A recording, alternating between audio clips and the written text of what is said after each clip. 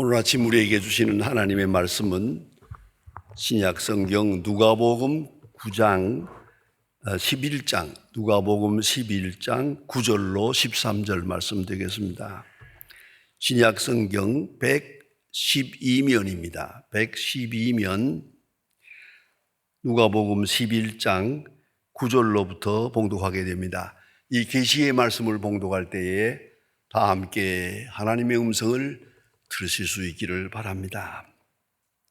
내가 또 너희에게 이르노니 구하라 그러면 너희에게 주실 것이요 찾으라 그러면 찾을 것이요 문을 두드리라 그리하면 너희에게 열릴 것이니 구하는 이마다 받을 것이요 찾는 이마다 찾을 것이요 두드리는 이에게 열릴 것이니라.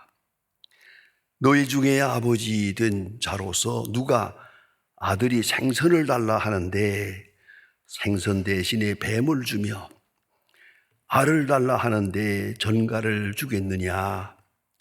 너희가 악할지라도 좋은 것을 자식에게 줄 알거든 하물며 너희 하늘의 아버지께서 구하는 자에게 성령을 주시지 않겠느냐 하시니라. 아멘.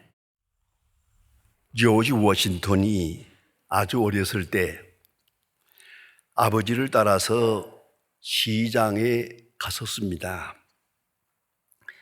마침 제철이라서 잘 익은 앵두가 큰 그릇에 수북이 쌓여 있는 것을 조지 워싱턴이 보았습니다. 그는 앵두 앞에서 떠날 수가 없었습니다. 저것이 먹고 싶어서. 거기에 우두커니 서 있는데 이것을 보던 가게 주인 할아버지가 얘야 너 저 앵두 먹고 싶으냐? 조지 워싱턴은 그렇다고 끄덕끄덕 고개를 끄덕였습니다. 주인은 말했습니다. 네 손으로 한 움큼 가져다가 먹어라 했는데 조지 워싱턴은 요지부동입니다. 가만히 서 있습니다. 얘야 한 움큼 가져다가 너 먹고 싶은 대로 먹어 했는데도 여전히 서 있습니다. 마침내 좀 있다가 이 할아버지가 나와서 자기 손으로 한 움큼을 쥐어서 조지 워싱턴에게 주었습니다. 조지 워싱턴이 이것을 받아가지고 감사합니다. 땡큐 라고 말하고 인사를 드렸습니다. 집으로 돌아오는 길에 아버지가 궁금해서 물어보았습니다. 야 워싱턴아 너 아까 할아버지가 한 움큼 갖다 먹어라 그런데 왜 그렇게 우두커니 서 있었냐? 먹어라 해도 왜 그렇게 먹지 않고 서 있었냐? 그러니까 조지 워싱턴이 그 어린아이가 하는 말 좀 보세요. 내 손은 작고 할아버지 손은 크거든요. 할아버지 손으로 주어야 이만치 내 손으로는 이 얼마나 중요한 말입니까? 여러분 우리 손은 작고 하나님의 손은 커요. 그걸 잊지 말아야 합니다.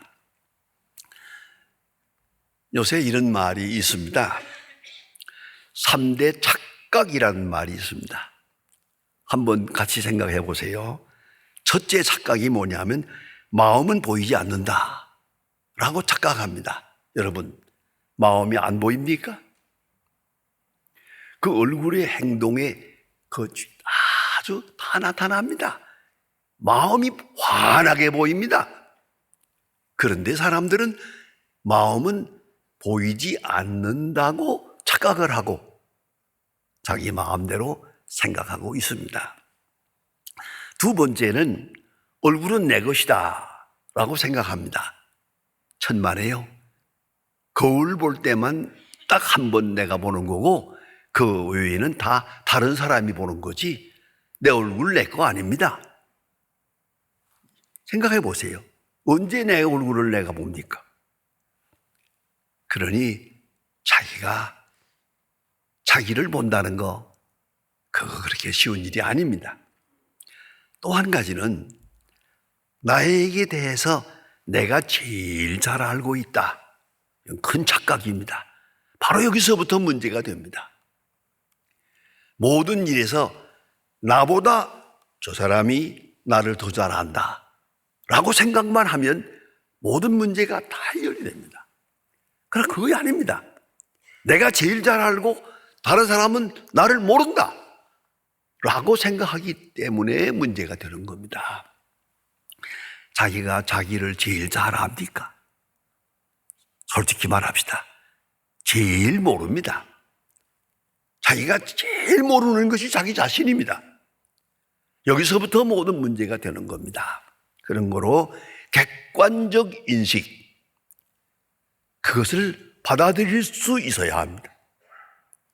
다시 말하면 다른 사람이 보는 나, 그것을 내가 겸손하게 받아들일 수 있을 때 인간관계는 바로 되는 것입니다.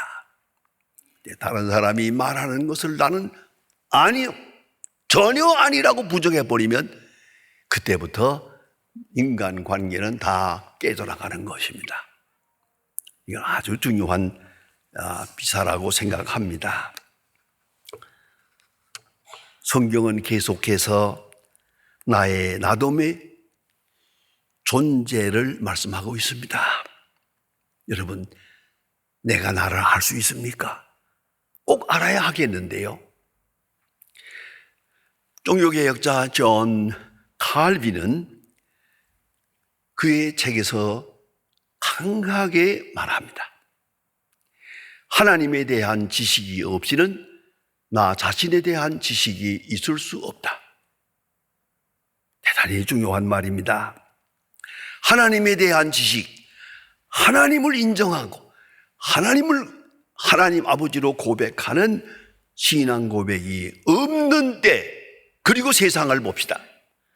하나님 없이 세상을 본다. 그러면 유물사관에 빠집니다. 듀얼리즘, 유물사관에 빠집니다. 그러면 세상 원리는 딱 세 가지밖에 없습니다. 생존 경쟁, 약육강식, 적자 생존, 이 세 가지입니다. 생존 경쟁입니다. 서로 살아남기 위해서 싸우는 겁니다. 약육강식입니다. 강한 자가 약한 자를 먹어버립니다.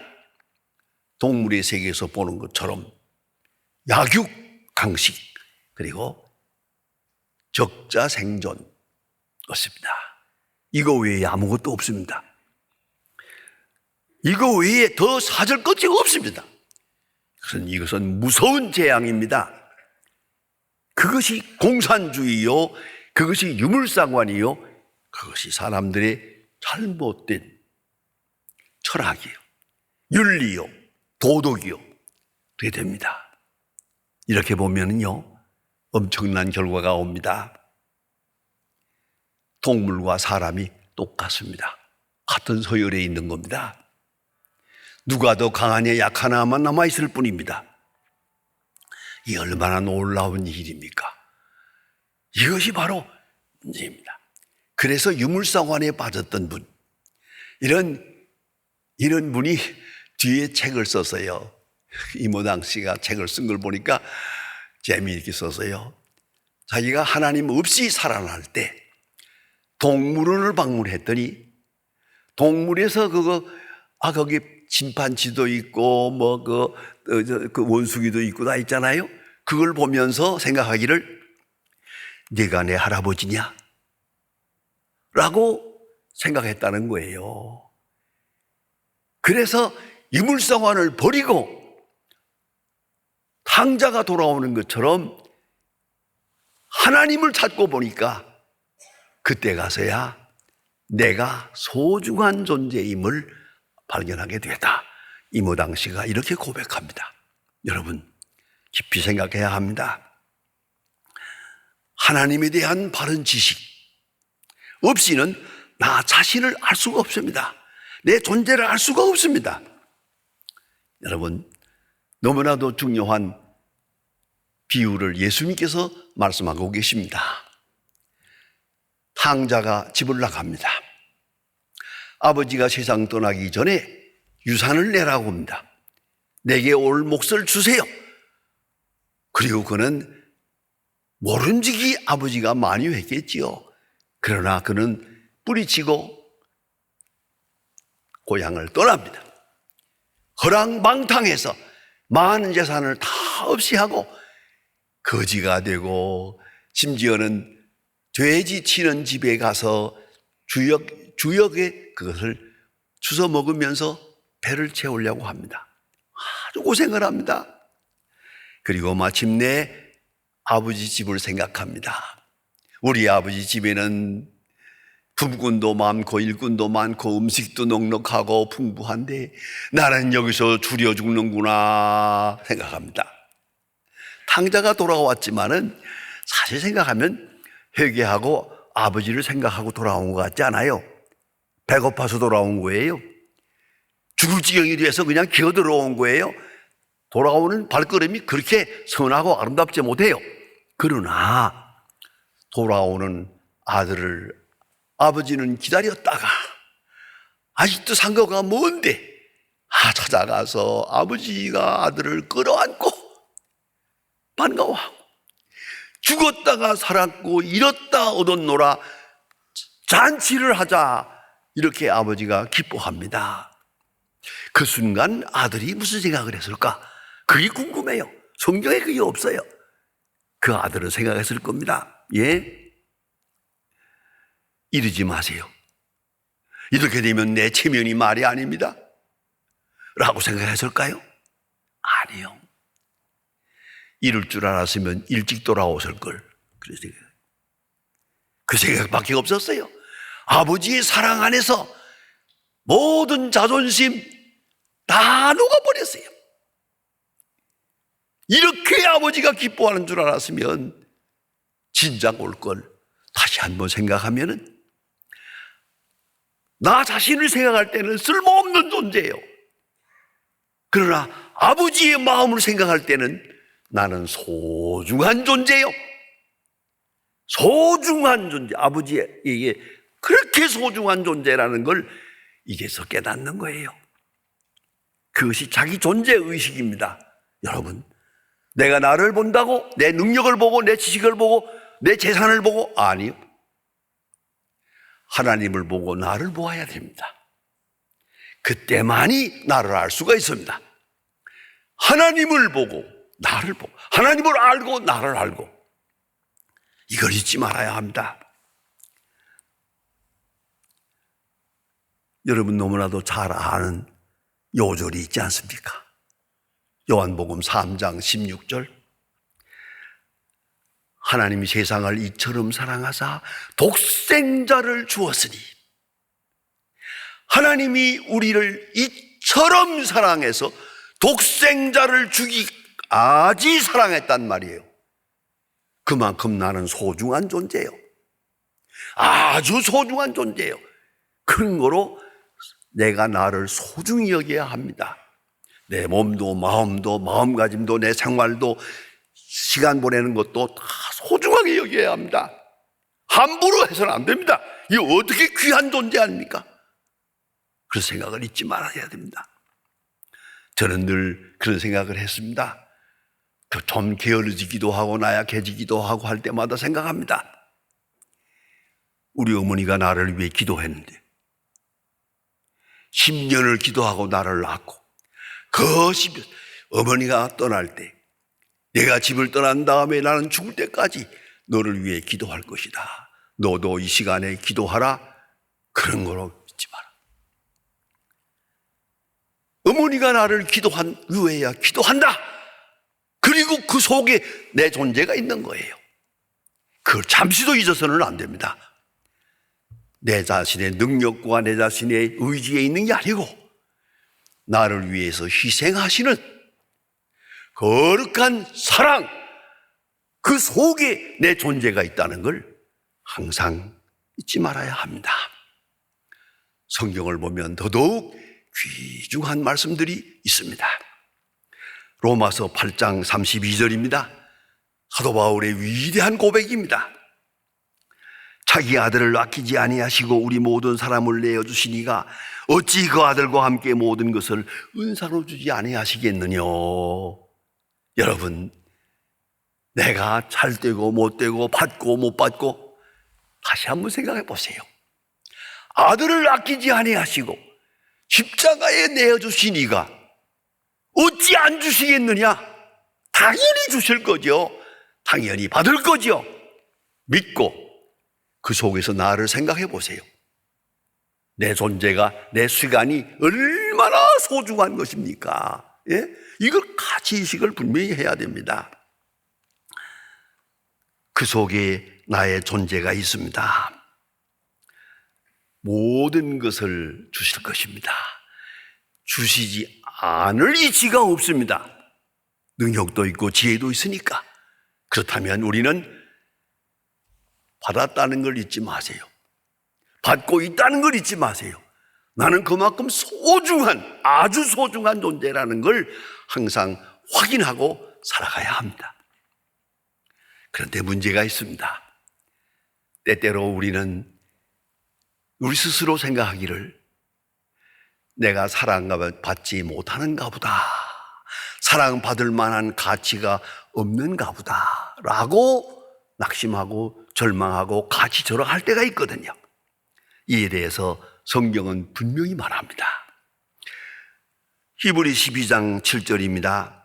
하나님이 그 아들을 너희를 그 아들과 같이 대우하시나니 어찌 아버지가 징계하지 아니하는 아들이 있으리요.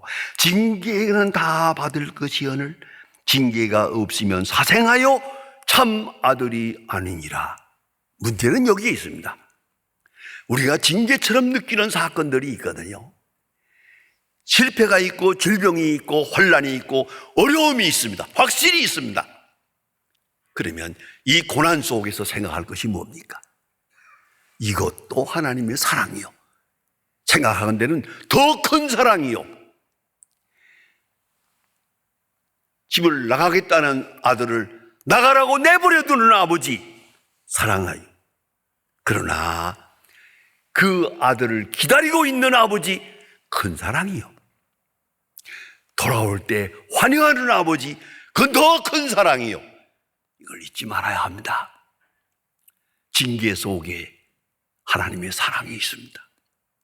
이것을 진노적 사랑이라고 합니다. Restful love. 여러분, 하나님의 사랑은 낭만적인 게 아닙니다. 그 어머니의 사랑처럼 눈물이나 흘리는 게 아닙니다. 구체적이고 현실적이고 확실하고, 그리고 사건 속에서 사람이 되기를 기다리만 하지 않습니다. 사람을 만듭니다. 만들어갑니다. 그것이 하나님의 능력이요, 하나님의 지혜요, 하나님의 구체적인 사랑입니다. 이걸 잊지 말아야 합니다. 진노가 그냥 진노가 아닙니다. 그 속에 하나님의 사랑이 숨어 있습니다. 진노 속에서 하나님의 사랑을 느껴야 합니다. 여러분 잘 아시지 않습니까? 참으로 참된 효자는 아버지의 징계를 받으며 감사합니다. 매를 맞으며 감사할 수 있어야 됩니다. 징계 속에 있는 하나님의 참사랑을 의식하지 못한다면 그건 그리스도인이 아닙니다. 구약 성경에 보면 더더욱 절절한 말씀이 있습니다. 저는 언제나 이 성경을 읽을 때마다 가슴이 뜨겁고 아픕니다. 이사야서 1장 5절입니다. 하나님이 말씀하십니다. 이사야를 통해 말씀하십니다. 어찌하여 더 맞으려고 하느냐? 너희들이 잘못되기 때문에 사랑하는 내가 너희를 징계할 수밖에 없다. 때릴 수밖에 없다. 그래 때렸는데 어찌하여 더 맞으려고 하느냐? 새로 맞은 흔적뿐이요 쌈의 영을 받지 못했는데 어찌하여 더 맞으려고 하느냐? 하나님에게 눈물이 있어요. 이걸 알아야 합니다. 여러분, 아니 때릴 수가 없어요. 때려야 돼요. 때리면서 오히려 때리는 자가 우는 거예요. 어찌하여 더 맞으려고 하느냐. 기가 막힌 확실한 하나님의 말씀입니다. 여기에 이런 사랑, 이 진노적인 사랑, 확실한 하나님의 구체적인 사랑 속에서 하나님의 사랑을 깊이 느껴야 합니다. 매를 맞으며 감사해야 됩니다. 매를 맞으며 더 감사할 것입니다. 그걸 잊지 말아야 합니다. 우리는 우리의 뜻대로 잘 될 때 하나님께 감사합니다.